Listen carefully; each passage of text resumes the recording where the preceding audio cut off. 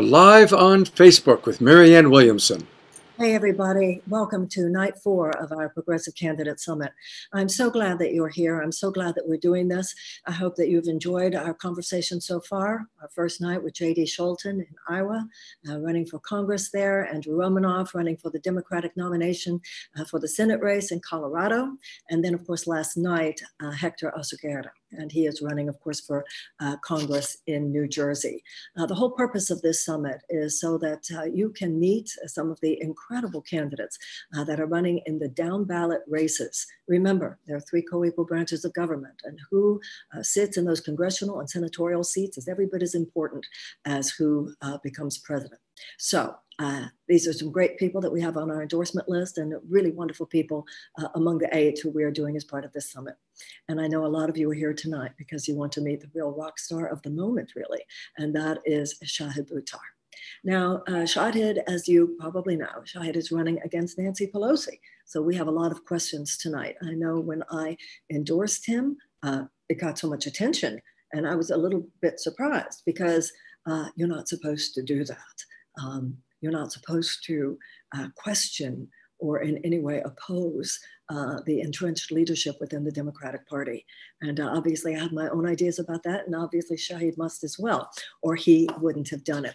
Let me tell you a little bit about this man before we bring him into the Zoom room. He graduated from Stanford Law School in 2003, and he has worked in both San Francisco and in Washington as a legal advocate, a nonprofit leader, a grassroots organizer, and a poet and a musician. Everybody wants to know more about him. There's all this curiosity about him. I felt the same thing and have been very happy every time that I've spoken to him. Really glad to introduce you to him tonight. Let's bring him in, Mr. Shahid Buttar. Shahid Buttar. Hi, Shahid, how are you? Hey, there you are. How you doing? Do they not have any sound for you? I'm doing great. I think can you hear me? Hi, awesome. Good to see you. Great to see you. Thank you so much for having me on. Thank you for being here, Shahid. And it's been wonderful watching your race. I know a lot of people feel that way. And I have 2 main issues, of course, that I want to talk to you about tonight. Yeah. First of all, what's happening in this country and what would you do about it as a congressperson? And then a little bit later, I want to talk to you about the fact that you have chosen to oppose Nancy Pelosi in a district I can only imagine people said to you, why there? Go to some district where I can only imagine. We'll talk about that later. But first, where we are as a country, what's going on, and what you think needs to be done. We are witnessing the rise of authoritarianism under our feet. This is what fascism looks like. And I have feared this moment, frankly, my entire adult life. As an immigrant Muslim, I felt like a canary in this coal mine, and I feel like the mine is collapsing. And this is a moment when we all must be very alarmed, and we must be knowledgeable and alert. I'm quoting there Dwight Eisenhower when he warned us this would happen 65 years ago. And in Congress, what I aim to do is first challenge the executive branch, as every member of Congress swears an oath to do on behalf of the American people, legislate to defend and expand on human rights, to establish a universal human right to healthcare, a universal human right to shelter, to food. These are the things that we can do through federal policy that can dramatically transform life in this country and make it more humane, make it more viable and sustainable and equitable for everybody. And a particular opportunity in that context is oversight of federal agencies, even while we are building the legislative majority to win those votes in those paradigm shifting policies. Legislative oversight offers the opportunity to shake loose often very dramatic changes at the margins. I'm thinking particularly of having seen members of the squad brilliantly interrogate, for instance, Ilhan Omar interrogating Elliot Abrams to vindicate human rights that had been abused by our country for decades. These are the opportunities to shine light in dark corners, to champion the needs and the interests of the American people, and to do the job of defending the Constitution of our country against all enemies, foreign and domestic, including our criminal president. Well, unfortunately, you're right. We're talking about a threat which is coming from within right now. The main criminal element, the enemy of democracy, is not so much a foreign as it is a domestic element, not only in terms of the agenda in certain ways of the Trump administration, but also the obvious infiltration of white supremacist groups, including in apparently, or certainly it's a legitimate conversation within the US police and possibly the US military. You talk about the establishment of human rights, but I'm sure you're as focused as the rest of us are on how injustices and transgressions against human rights pertain specifically to Blacks in America and today. Obviously, everything that we're going through right now arises from the fact that there has been an established pattern of execution of unarmed Black men and women, Breonna Taylor, et cetera. It seems to me that there's something we need to address right now in policing, et cetera. Every day things change. And what has happened, of course, in the last 2 or 3 days that has been so upsetting is police violence that's not just against unarmed Black men, but against people who are protesting police violence. What are your thoughts about what's going on? There's a particular person who comes to mind. I understand her name is Sarah Grossman, who lost her life to tear gas. And she had an asthma attack in the middle of a tear gas cloud and died in jail. And to see police violence, responding to police violence by constitutionally exercising their constitutionally protected rights, it pours salt on the wound. And the reason I particularly think I won't say it's worse, it's different than it compounds the abuses on Black lives by bringing into the crosshairs our democracy writ large. That is what is at stake here, particularly when we see First Amendment rights to speech, dissent, and assembly being met with the armed force of the state. And, I see on the one hand how grim that picture of rising authoritarianism looks. And I also see at the same time a really beautiful picture of multifaceted, multiracial, multi-generational, multi-gender and orientation resistance. I see the people of the United States standing up to declare that Black lives matter, standing up to declare that our rights matter and our democracy matters, and we will not be intimidated by people who we pay to keep us safe. And I think this is a real moment of reckoning for our country. And I do think that our criminal president is playing his fascist hand. And I think this is a very crucial moment for us to stay free as a people and to get free as a people to the extent that we haven't been. And I think a key part of that is to shake loose some incumbents, to get some new voices into the halls of Congress, to actually do the work on behalf of we the people of the United States. I agree with you that we're seeing not only the worst of this country and so much of the dark underbelly of American society that's being exposed, but also we're seeing the best of who we are as well. Something that has really been very disconcerting for me, and I think very disconcerting for a lot of people over the last few days, is we will hear police chiefs go on, admit terrible transgressions have occurred, talk about how they want to do things differently. We hear the same from mayors, Eric Garcetti in Los Angeles, Bill de Blasio in New York, Andrew Cuomo in New York. And then we see videos with our own eyes of how in those very cities, the police are, before the curfew moment is even here, a half an hour before the curfew, not even in a gradual way, in a sudden way, start attacking peaceful protesters. What is going on? Or even random people for that matter. The guy in Buffalo, the older white man whose head got cracked open when they just walked right over him and then passed him by on the street while he's bleeding out of his ears. I don't think he didn't look like he was participating in the protests. He looked like a passerby. And the sheer randomness of it is almost as bad. Frankly, it's more like Kafka than it is like Orwell. So right? Let me ask you a question. Are the mayors, one of the things that's disconcerting is some of these mayors are the guys that we thought of as, the Democrats, we thought of them as somewhat socially enlightened. Are they lying, or are they themselves not in control of their police forces? That's what I'm curious about. I think it's much more the latter. And I think it's true up and down the chain of command. When I saw a president in Barack Obama in Washington, it wasn't clear to me that he particularly controlled the military or the intelligence apparatus either. I think our security forces in the United States have long been effectively immune from civilian control. That's a very disturbing thing to think about and grapple with because it has profound implications for democratic theory. In fact, it implicates the question, do we live in a democracy at all?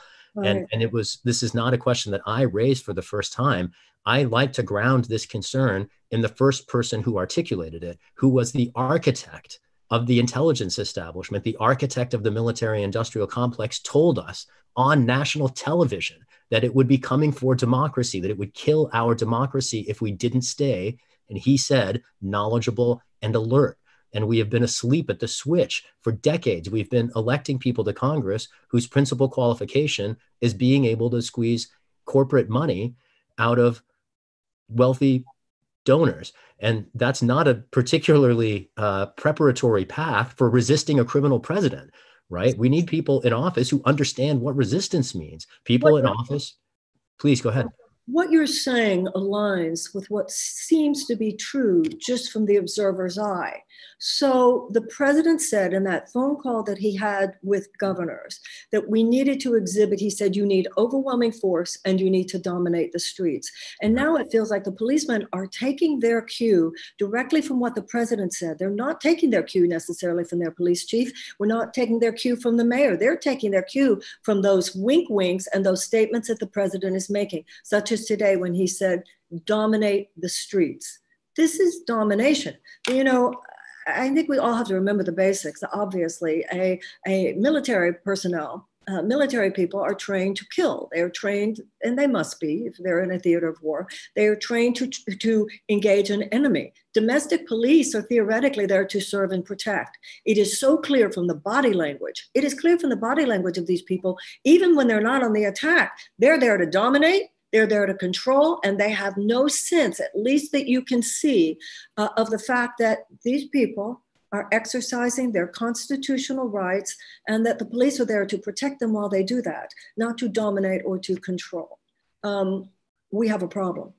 Absolutely. And it speaks very much to the character of the country. Are we a country that promotes and respects rights and freedoms? Do we mean anything by the words on the paper that constituted the Republic? I'm reminded here of Dr. King when he said, all we are doing is asking us to stay true to what we said on paper. I want to pass the check that was already made. Well, right. I think that the radicalism of the American experiment, and it is not politically radical, although it is deemed that by the right, it is philosophical. It's philosophically radical that the country belongs to its people. Yes. And that the equality of our creation, no less, gives us the rights of life, liberty, and the pursuit of happiness. And the governments are instituted to secure those rights, the Declaration says, and that if the government is not doing that job, it's the right of the people to alter it or to abolish it. It seems to me that too much time has gone by, too many layers, too many generational layers, where we have lost our emotional and psychological bonding with those principles. We have forgotten the radicalism of the American experiment. Although at moments like this, there's this spontaneous aspirational impulse that arises from deep among us where people go, what the hell is going on here? The question is whether or not it's too late. Well, and I want to, pit two values that often get conflated, just demonstrate the tension between them. A lot of people would describe the United States in one breath as both a democracy and a capitalist state. And capitalism and democracy run in very sharp tension. And they run in sharp tension precisely because capitalism promotes the inequality that undermines the equality on which democracy is based. And there, I think, has been, to some extent, a schizophrenia in our country for a long time about what we are actually about. And I am sufficiently committed to democracy that it drives my vision of political economy. And I do think that we have an opportunity in this moment of crisis and flux, as so many things are being visibly delegitimated. The establishment is delegitimating itself, and not just the right wing, right? Because so many voices in the corporate Democratic Party are proving, unfortunately, actively complicit. And in that moment of delegitimation, I think there's a profound possibility that emerges. I do feel on the one hand that we are living through a very grim moment, and the rise of authoritarianism is certainly nothing to celebrate. But there is, I think, a chance from these ashes for us to build, for a brighter phoenix to emerge and a paradigm that respects human needs. And we can do that. That's what we are in the streets for. It's what our campaign's about. It's what the squad is in Washington trying to promote. It's the vision that I think you and other allies were promoting in the presidential race. And it's a vision that the American people will not be denied. We need to shift from an economic to a humanitarian bottom line. But I want to be clear. Do you think that capitalism is inherently undemocratic and undermining of democracy inherently? I wouldn't say inherently, because there have been moments in history where they circumstantially have aligned.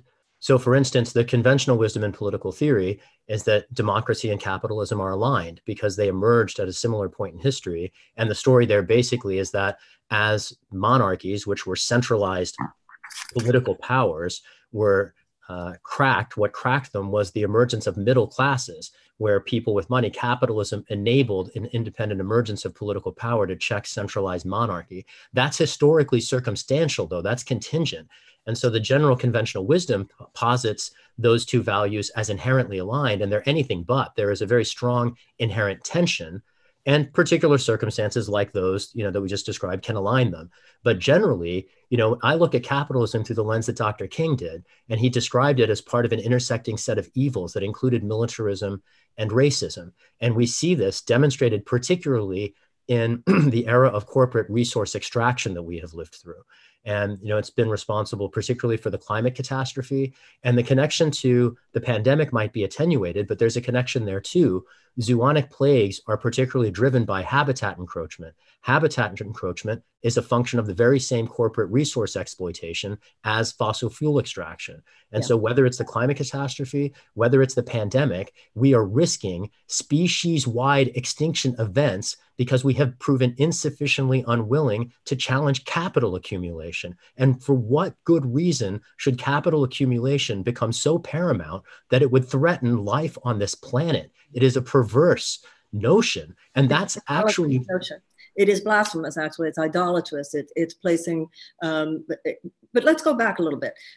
I agree with you that capitalism and democracy are not necessarily aligned, but I also agree with what I believe you said, that they're not exclusively mutually exclusive either. The tradition in America that we want to remember is that traditionally we have pushed back against forces of capitalism when they have been tyrannous, oppressive, or disconnected from ethics. That's why we have unions. That's why we have child labor laws and so forth. So it's a grand American tradition to push back on capitalist overreach. And I'm old enough to remember the tremendous break that occurred in the 80s. There was such a fundamental break between American capitalism and any sense of ethical or moral consideration for people, for planet, for animals. And then, of course, within the next 10, 15, 20 years, the undue financial influence, economic influence of those capitalist forces, which had become so sociopathic, so lacking in any sense of moral responsibility. Not that they were immoral, they were amoral, but that leads to these immoral consequences. Once they basically had the government turned the government into their handmaiden, then the government is doing more to serve short-term economic profit for these huge corporate forces than to serve the people of the world. And I agree with you so entirely. This is an anti-life impulse. Yes. You're destroying your planet here. When a species behaves in a way that is maladaptive for its survival, it either changes or it goes extinct. And I think we have some magical thinking that we can continue to desecrate the planet, that we can continue to face the species destruction that you were just mentioning, and not even to mention what we're doing to each other and what we could continue to do, and possibly to the point of our own extinction if we continue to act as irresponsibly with nuclear power as we do with infectious diseases, criminal justice, et cetera. This is why we need you. This is why we need someone who is willing to have the conversation that you're having, someone who is not enabling, who is not acquiescing. We are like the United States has become like an alcoholic family system. And the children, i.e. the citizens, know nobody's talking about what's really going on here. And that's why I think a lot of people, it wasn't just me when you said, we are seeing the rise of authoritarianism. We are seeing an unfolding neo-fascism. I think a lot of people say, thank you. Somebody is saying it. So I want to talk more about what you're going to do about it, but let me make sure everybody knows. This is, as you know, Shahid Buttar. He is running in San Francisco, which is California's what district? 12th Congressional District. 12th Congressional District. He is running against a woman that I certainly have a lot of respect for. Nancy Pelosi is the first female Speaker of the House. But you know what, guys? I don't know why Democrats have such a codependent relationship with the party. It's like, if somebody's not getting a job done, you kind of just don't keep them on the payroll.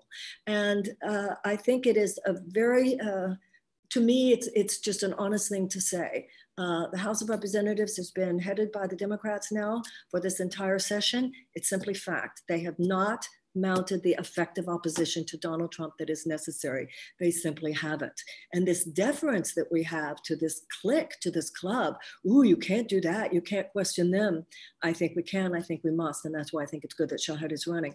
His website, shahidforchange.us, right? Shahid, is that right? Shahidforchange.us. Listen, this is extremely important. We have a Democratic establishment and they have a lot of money. And they have a lot of ways of making sure that people who aren't in their club are sidelined. Take it from me. So in order to override that, we have to support each other. And when you see a candidate who's saying it the way you think it needs to be said, and who wants to go to Washington to do the things you need to be done, support them. You know, the Republicans, there is a man named Eric Cantor. He was a big leader in the Democratic establishment. I don't know why, but Republicans don't have as much of a codependent relationship with their leadership and their RNC that the Democrats have. Would you agree with that, Shahid? Well, yeah, he discovered it the hard way. The DNC or the leadership? No, yes, you can. The country belongs to us. And that's why it's really important. There are a couple of people who want to ask you questions, Shahid, so I want to bring them on. But first of all, yeah. I want to continue with this issue of the established pattern, the execution of unarmed Black men and women and others, as you mentioned. You're in Congress. It's your first day.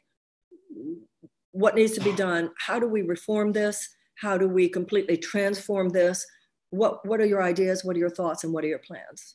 Yeah, I have a 20-point platform to transform criminal justice. One of its planks was introduced this week by a bipartisan bloc of members of the House, including Representative Ilhan Omar from Minnesota and Republican Justin Amash from Michigan. They propose to end qualified immunity. This is a really important point that has long eluded many observers. Qualified immunity is the judge-created doctrine that holds police to a lesser standard when they hurt members of the public than random people owe to each other. And because we train police and arm them and equip them, they should be held to a higher standard. Not a lower, a higher. Exactly. And so that bill would do that. Other things that I've proposed include creating a national... Before you go on, I want to ask you something about that. When Keith Ellison, the Attorney General of Minnesota, announced the other day that he was taking Chauvin's charge from 3rd degree to 2nd degree, and he was bringing charges against the others, he did say, this is going to be hard. That's why. When he said it's going to be hard, would the legislation that you're talking about change that? Absolutely. There's two layers. There's two holes in the bucket. The first is prosecutorial discretion. In many communities, prosecutors simply don't bring charges against police. They just don't, as a matter of course and as a matter of routine. Several communities around the country, still entirely too few, but it started. Philadelphia, St. Louis, here in San Francisco, have elected progressive prosecutors who are committed to justice instead of predation. Keith Ellison, as the Attorney General of Minnesota, is one of those prosecutors. Totally, he's a great guy, an old friend of mine, actually. Yeah, I had an opportunity as I was in Washington the first time to have a freestyle.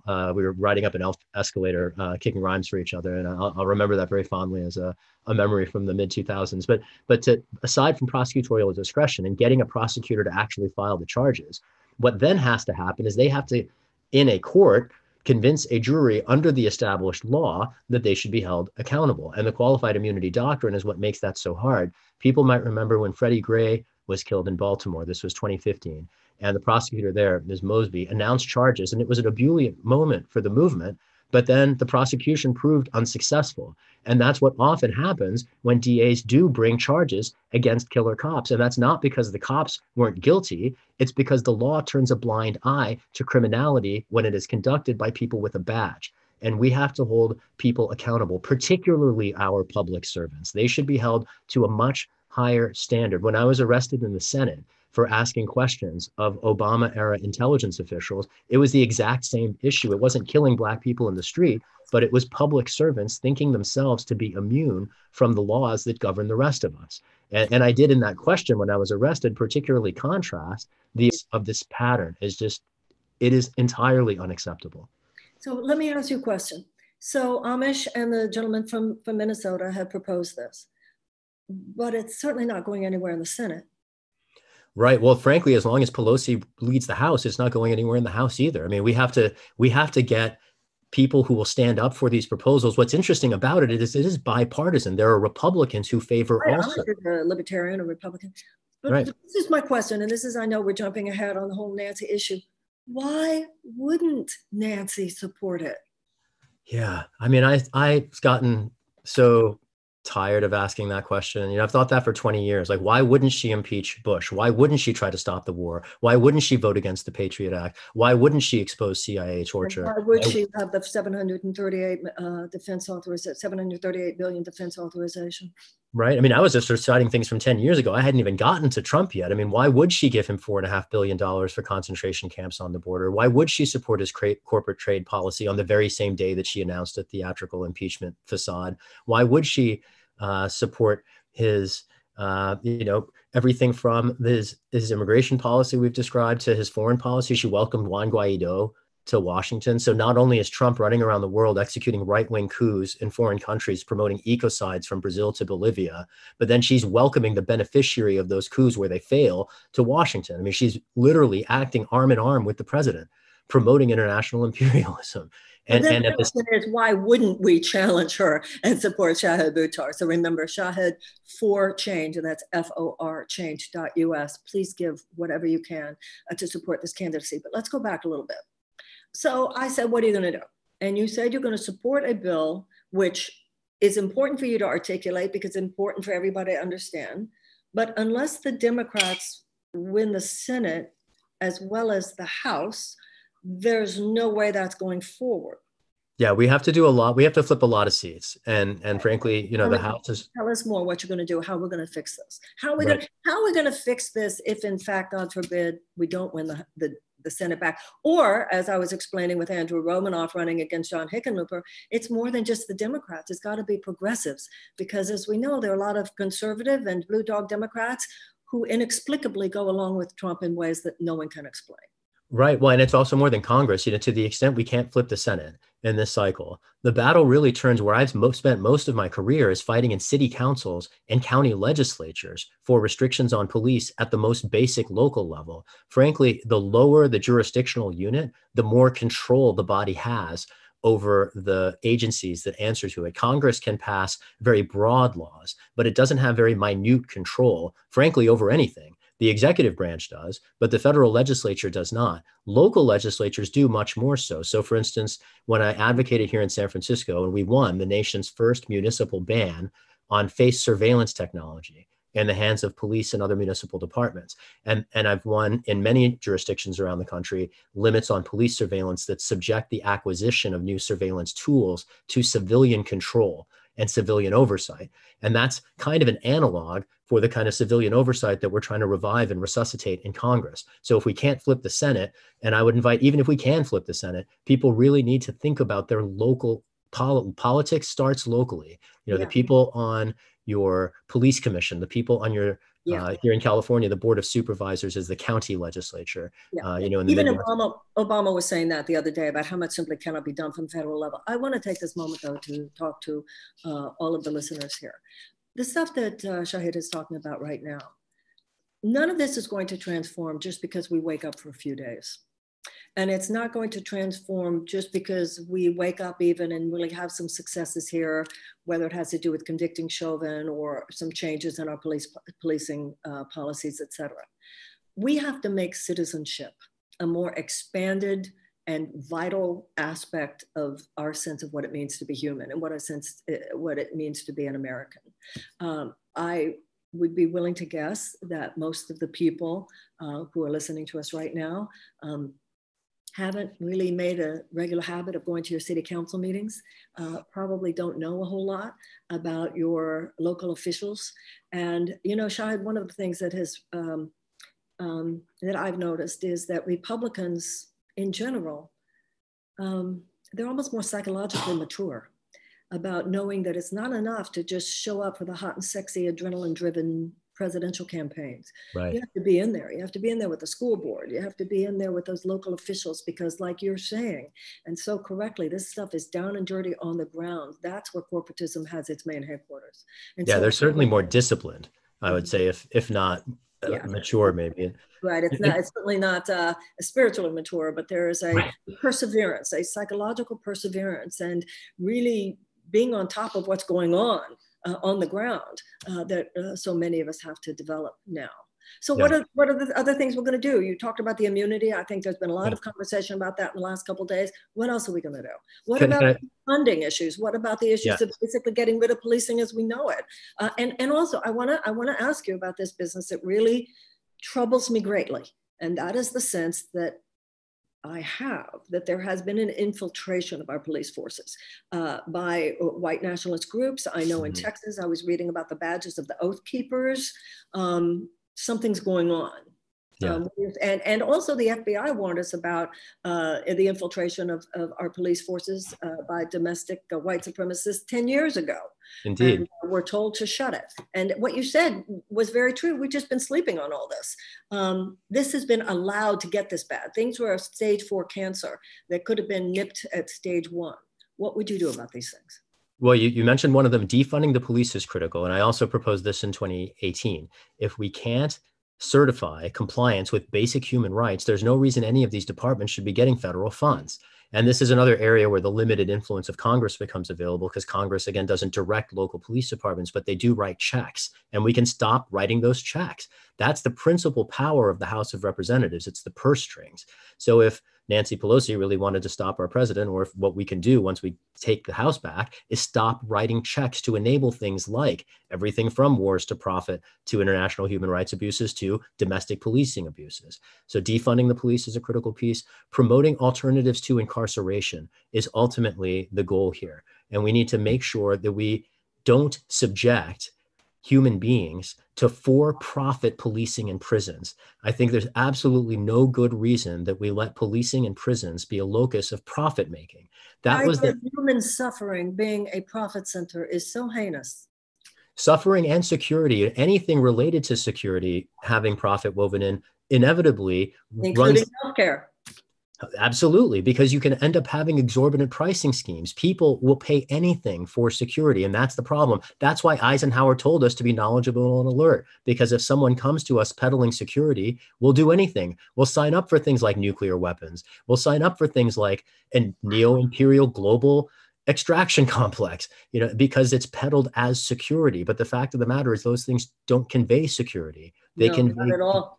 Right? It's greed and plunder, and it is poisoning the future and marginalizing the future. And now we're paying a price in the present for our unwillingness to heed that reason in the past. There was a point you raised a minute ago I want to just quickly come back to, where you mentioned how citizenship needs to become a more important part of our life in the United States. And I'm going to remix this with the discussion we had just a few minutes before about capitalism and democracy. I think Americans tend to identify primarily as workers in our respective companies or industries, or as consumers, as people who like to consume something.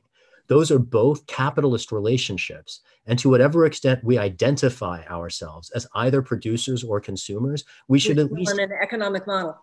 Right. And we should at least financialization of identity. Absolutely. Self-conception. Your identity rests on what you produce for the system. Or what you're able to take from it. Yeah.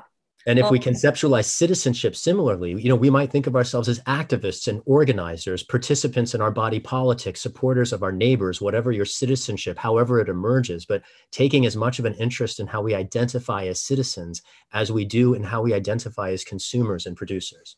Well, that's why when people say, I'm not political, it drives me up a wall. Right. You are very political, just living here. You are living. And also the word politics comes from the Latin root politea. It means of the people. It doesn't mean of a ruling class. And a corporate ruling class is still a ruling class. Yes. Whether it's insurance companies, big pharmaceutical companies, oil and gas companies, drug manufacturers, food companies, gun manufacturers, defense contractors. It's the new aristocracy. And it's like the Republicans have said, that your financial good and your economic abundance comes from them dropping crumbs from the table. And the corporatist Democrats say, don't take crumbs, we'll give you a cookie. No, we're supposed to like sit at the table. It's our table. It's our table. It's a great And metaphor. right, we've lost the radicalism of our recognition that this is so. Let me bring in a couple of people who have questions for you, because I know that you'll want to hear what those questions are. There's a woman named Gloria Berry, who is on the San Francisco Democratic Central Committee. Oh, wait, actually, I was told that there's a man. I'm sorry, Gloria, if you're listening to me now. There's a man named John Jacobo. We need to let John come in first because he has to go back to a protest. So Gloria, I'm sorry, give me just a minute. We're going to take John first, okay? John, hi, how are you? Hi there. Thank you for having me on. And I appreciate you guys prioritizing it first. As you said, there is a protest around the corner from the house I do have to run back to, but I could not miss this. We'll go on and ask your question then of Shahid, and let him answer. And when you're satisfied, we'll let you go. Actually, interestingly enough, I mean, I think this is a very pertinent topic, and you've discussed a little bit of it. But Shahid, since I have it here, I think we can never discuss this enough. So a lot of this, and actually the protests around the corner, is around police violence, and the police violence that we are seeing in the Black community, in the Brown community, and Latino community. Yeah. And, you know, I understand that as a member of Congress, you are absolutely just one vote.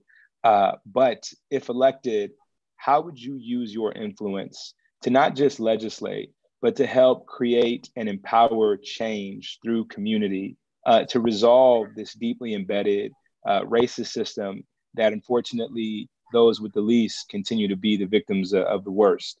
And so, I mean, you know, outside of the legislative process, which I know is one that you have some control of, what other avenues would you be able to do with community to be able to kind of bring about some change? Right on, brother. Thank you for that question. And I particularly appreciate the invitation to think outside the formal legislative role. And two answers I'd have there. One is, you know, I'm not just a constitutional scholar, legal advocate, I'm an organizer too. And I want to be an organizer in Congress of resistance to the ruling establishment. And part of that includes working with allies who might not yet have brought their own focus to bear on the struggle. And I think particularly of some of the GOP voices who have been willing to criticize the excesses of the police industrial complex. Wait. Who has? I mean, Justin Amash is one of them. And I see his...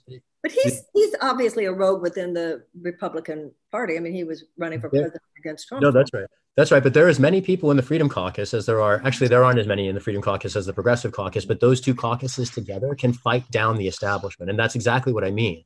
You know, an example of this would be removing cannabis from the Federal Controlled Substances Act. That's right. Right. And here in California, people have legal access to cannabis, and in many states around the country they do, but in the states where they don't, it's still used as a pretext to jail, harass, detain, search, beat up, particularly usually young, low-income people of color. And, you know, we need to remove these pretexts for police interactions, and that we can do by changing the law. And there are allies across the aisle. You know, the narrative we are told is that everything in Washington dies on the shoals of partisan gridlock. That's not entirely true, because there are objects of transpartisan consensus around the country. Medicare for all is one of them. A majority of Republicans want universal health care. All we need is members of Congress who will actually work together against the establishment that keeps it in the way. In that respect, it is the centrists who are the problem. Absolutely. The white moderates, as Martin Luther King said. There's so much that you're saying that matters here. You know, statistically, whites and blacks use drugs the same amount in America, but you see black people indicted and convicted for drug offenses so much more than white people, including the fact that, like with every other crime, they're more likely to get 20% longer prison sentence. But also, haven't you seen some cracks in the foundation in the last couple of days? Lisa Murkowski coming out and saying that she is struggling whether or not to vote for Trump. Even Grassley, Senator Grassley, questioning some things that happened with the whistleblowers. Jim Mattis talking about how he's a threat to the Constitution. John Kelly saying that he agrees with that. Am I just projecting too much onto this, or do you think we have maybe a little crack here in the foundation and that some Republicans are going to start speaking out more? I think there's cracks in the foundation of the Republican Party, but as we've observed, even if we knock out the president, even if we have a sea change in the GOP, as long as corporate Democrats remain in control of the corporate the I agree. Democratic Party, there's not so Totally much agree. actual daylight. And in relation to what John was saying, isn't a lot of that community policing, which we used to have to a much larger extent? Right. The opportunity to have cops come from communities that they police instead of brought in from other communities. We saw this displayed particularly vividly this week when the federal government was trucking in military units and federal agencies into the District of Columbia, or National Guard units into communities around the country. That's a perfect example of bringing in outside. It's a very colonial tactic. They're the outside agitator. Very much. And I'm an anti-colonial activist. I am a child of colonialism. I'm in this country because of a reverberation of colonial dynamics over generations. And I'm aware of those dynamics. I am eager to end them. And I perceive, my citizenship in this country as an opportunity to do whatever I can to liberate my neighbors. John, do you feel that what Shahid said to you answers your question enough? I believe not just the question in terms of answer, but I think also the sentiment and the framework behind it. And I think that understanding the anti-colonial framework is important, in that a lot of times policing has felt very colonial. So Shahid, I really appreciate that, man. And I'm going to take that back with me right to the streets where our folks are out there right now. Justice Rashawn Monterosa, who was killed by Vallejo PD. So thank you, Shahid, and thank you guys for giving me the space and platform to ask.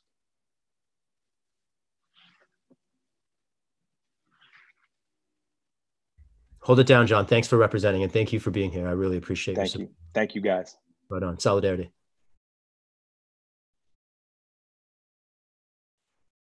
Marianne, I think you might be muted at the moment, it looks like. Unmute. Okay, can you hear me now? Yeah. It seems to me we're talking about a question of national identity on a very deep, deep level. When you see a picture of these protests, you see black, white, brown. You see the spectrum of who America is today. And then you see the president walking with all his white male friends on their way to the church. And it's like the past meets the future. And you really begin to have a deeper sense of what the fear is among a certain group of people who apparently sense a kind of psychic annihilation, just coming from the fact of who we are, who America is now, and what America is now. It seems to me that's where the real contest lies. Those of us who are excited by the possibilities of multi-ethnicity and multiculturalism and different religions and races and like, wow, how cool is this?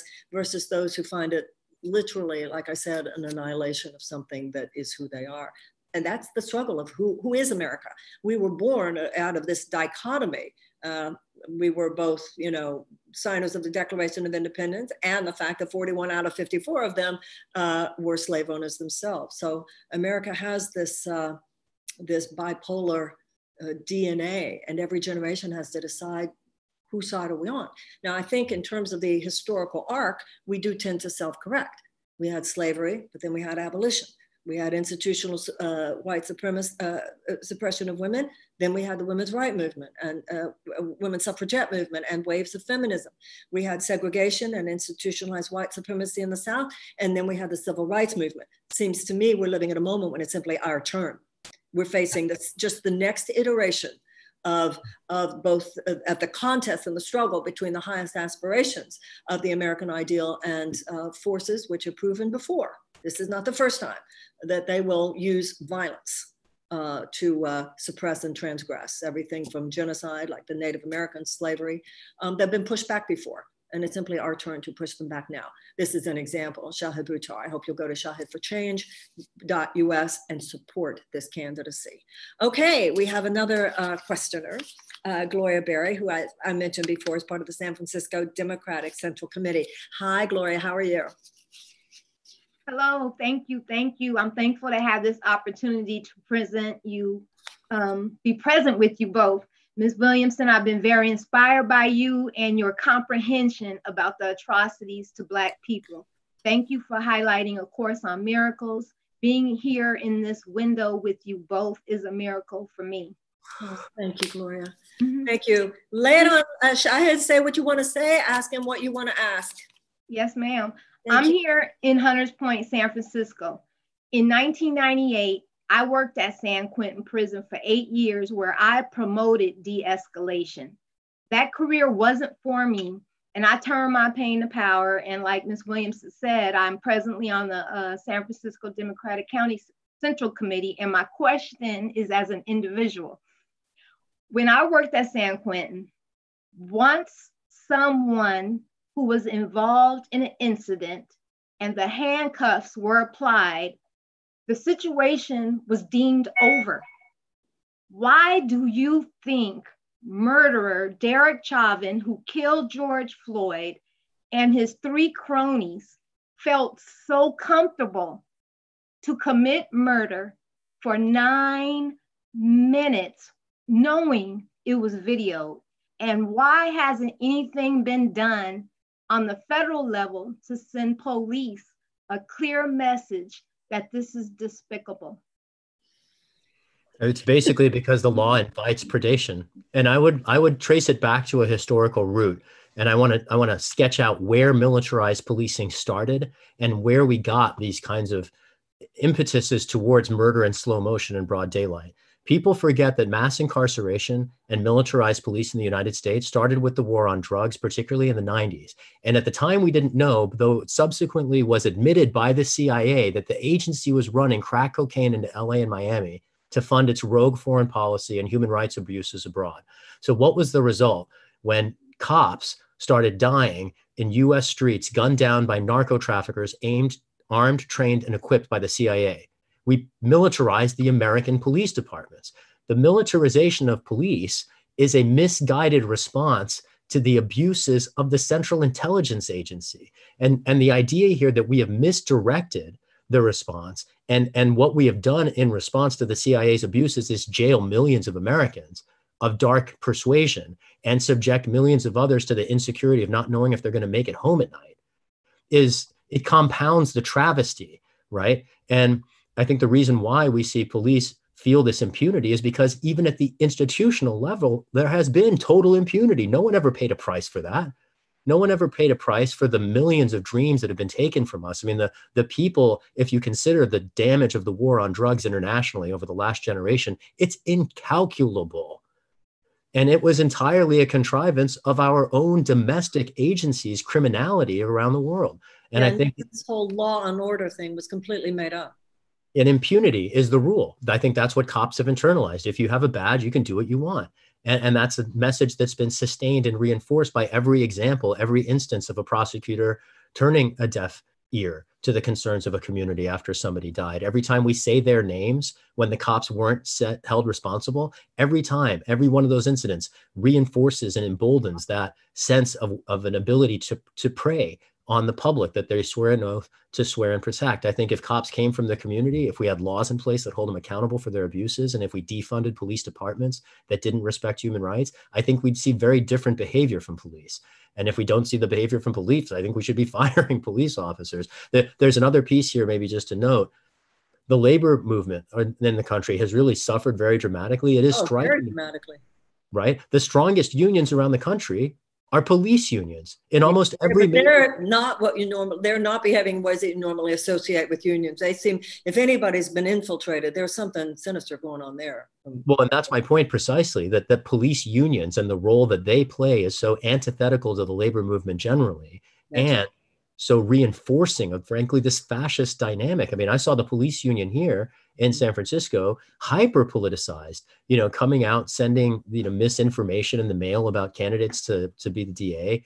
And I think it's really silly that we allow police to flex political influence when they're already killing people in the streets. Like, is that not enough? Yeah, and they seem to be intimidating the mayors as much as they're intimidating everyone else. Absolutely. But, yeah, something's going on. Something's going on. When I was in college in the 1970s, there were 300,000 people incarcerated in the United States, and now it's well over 2.3 million. And I think what you were saying, Gloria, is what so many of us have felt. He knew he was being videotaped, and he didn't care. He was so casual, almost like a man who thought he wouldn't be paying a price. And you know what? Almost like I said that sarcastically. And also, it felt to me 2 nights ago when the police started really taking off after the peaceful protesters, it felt to me like punishment for the fact that the rest of the officers had been charged that day. It was our punishment for that. There's some deep dynamics, a deep conversation going on here There's a war underneath a war underneath a war. So it's multidimensional. There's no silver bullets. It's all of these things, right? I think it includes restrictions on police, and it includes support for communities. You know, part of what we're talking about here too, particularly when we talk about the cycle of abuses of police, driving people into prisons, a predatory prison system that encourages recidivism. You know, I'm thinking about Gloria's statement about working in the prison system. You know, the way that we punish people for crimes after, policing is on the street. And then subsequent to that, when we think about our penal system, it reinforces criminality by making retribution the primary value instead of rehabilitation. Absolutely. They become schools for crime. Somebody who's a low-level criminal spend some time. You know, my daughter lives in England, and she went to law school there. And she was doing some work inside prisons there. And she said, Mommy, somebody called himself a convict the other day. And the person in charge said, you're not a convict. We don't call ourselves convicts here. You're just a person who made a mistake. She was blown away. So by the consciousness, which was genuinely a consciousness of rehabilitation rather than a consciousness of punishment, which comes from our Calvinist beginnings. Yes. Well, and here in the United States, so often it's not even a punishment for anything anyone did. It's a punishment for the color of skin. They are. So that's really what's going on. And I think that's a big part of what we have to stop. The End Racial Profiling Act is a critical piece of the recipe to restore justice in this country. I've been advocating for over a decade. I could tell a story about being in a meeting with the leadership of the House Judiciary Committee in 2010, asking them when they were going to reintroduce the End Racial Profiling Act. And they never, it still has yet to pass Congress, largely because at the time, the Obama administration refused to support it. And we'll stop right there, because this is a little, I have a lot on that. Please tell me why the Obama administration refused to support it. I wish I could give you a good answer for this. I mean, this is a perfect example of why I was disappointed in his administration. You know, I mean, I would answer that with. It's kind of like going there. It's like going with, this deferential. We're not supposed to question certain things, and I think that's one. I just don't have an answer for it. I mean, if he governed as he campaigned, that wouldn't have been a problem. But he campaigned as a progressive. We gave him that mandate, and he got there. And listen, as soon as you put Larry Summers in, you don't put Larry Summers in to head your economy and then be there really for any fundamental change. Or Joe Biden as your vice president, for that matter. I mean, that gets, but then that's. I hear you, sister. Yeah. Gloria, anything else you want to ask Shahid or say? Just if I don't know how fast you could articulate this, but just as a congressman, what bill besides the one you mentioned that wasn't passed by the Obama administration, what other type of bills could be passed to send clear messages to police associations that their power is going to be weakened? The defunding proposal, the ending qualified immunity, the registry of killer cops, those are the critical ones. And this is a little bit further afield, but getting to the point, like the root of it, ending life tenure for Supreme Court justices is a big part of the remedy, because at the moment, the courts are captured by the right wing, and we can't hope for the courts to vindicate any of these justice principles. It's almost like Congress is the only game in town until we recapture the courts. Would that have to be a constitutional amendment? It wouldn't. No, it could be an act of Congress. Historically, we've thought of life tenure for judges as an integral component of judicial independence. But they didn't live that long. Pardon? And they didn't live that long in those days. Right, exactly. That was also very different. Lifelong. And now that we've weaponized the nominations process and we have an era of politicized nominations. Absolutely. Brett Kavanaugh was a Bush torture lawyer. I fought his nomination to the DC Circuit in 2006.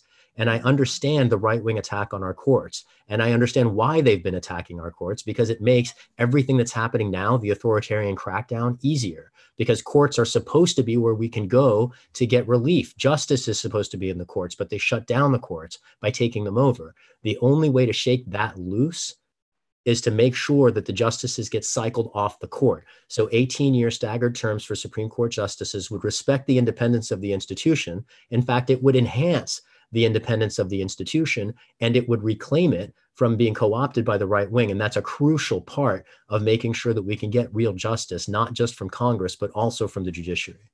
Can we just make one exception and let Ruth Bader Ginsburg stay forever? Well, if I have it my way, she'll be the last to cycle off. So yeah. Listen, everybody, It should be so obvious to you by now. Things have got to change. One of the things that has to change is we need people like Shahid in Congress. And the other thing that needs to change has to do with us. I hate the way they just took Gloria away. Sorry, Gloria, I don't know why they took you away like that. Thank you for joining us, sister. I appreciate your support. Gloria, I don't know why they do that. We have to change. We have to change not only in terms of the activism that is necessary to put people like Shahid in Congress. And I think everything that he said here tonight, you can see why the system doesn't want someone laying it down that clearly in Congress. But I think you can also see how urgently necessary it is that people like Shahid are in Congress. Too many people who think like Shahid aren't running. Too many people who think like Shahid just think, and understandably so, what's the point of even trying? And so too many of the best thinkers in America are in terms of electoral politics, are standing on the sidelines. They're standing on the sidelines doing the best they can within nonprofit organizations, political organizing, et cetera. But I hope that it's very clear to you by now, that's not going to be enough. We need people in Congress to change the laws. We need people in the White House to actually change the laws. And we ourselves need to be on top of it with the vigilance and the alertness that you were quoting Eisenhower, I'm assuming, is absolutely necessary on those local levels in order for these changes to be made. It's overwhelming when you hear some of the things that Shahid has been talking about tonight, because it's so clear. It's like a huge ship that has gone so far off course, and it's going to take time. It's going to take time. It's going to take perseverance, but we can do this, and we absolutely must. Shahid, now I want to get to, we've been circling around it. I'm curious, when you first told your friends that you were going to take on Nancy Pelosi, what did they say? I remember the staff meeting at EFF where I announced it, and it's a very visceral, it's stuck with me ever since. There was a collective gasp. I heard inhale. I was like, and that was the typical reaction, something between like speechlessness and I mean, frankly, I often feel that way myself. I mean, I on at least one occasion a day, I will have the opportunity to observe just what is happening and what I'm involved in, and the pace that we're at and the ground that we've covered and the support that we've gotten. And I'm just so frankly humbled by it all. I'm a schmo with a pen. I don't have any property. I don't have any power. I don't have a family legacy. I'm an immigrant to this country, and I've just, tried to go where I need.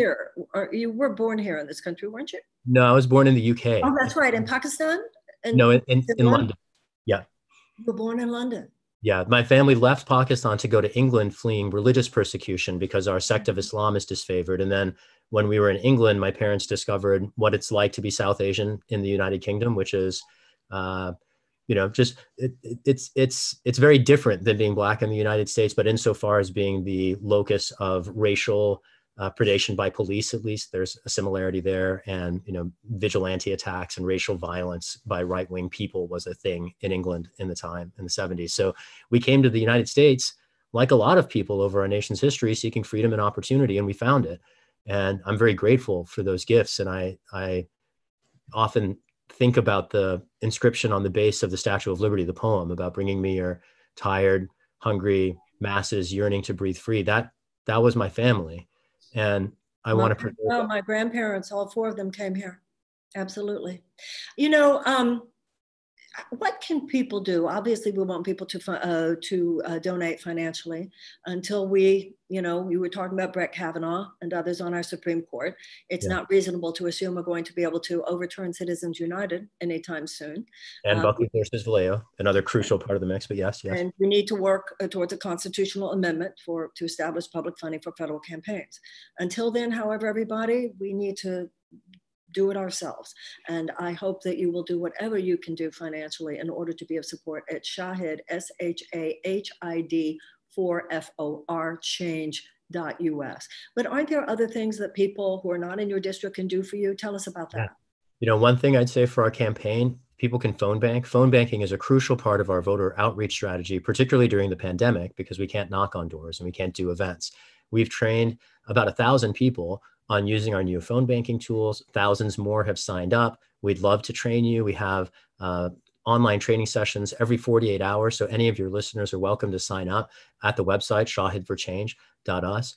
Another thing I'd invite people to do is just to talk about our campaign with your friends and neighbors, other Democrats particularly, acquaint them with the case that Pelosi weakens the party and is ducking into the punch of nation fascism. I think framing this moment in terms of a potential coup. I mean, we are living through basically a coup in slow motion, and we cannot accept it. This is a crucial moment for us to declare our freedom as a people and to guard it.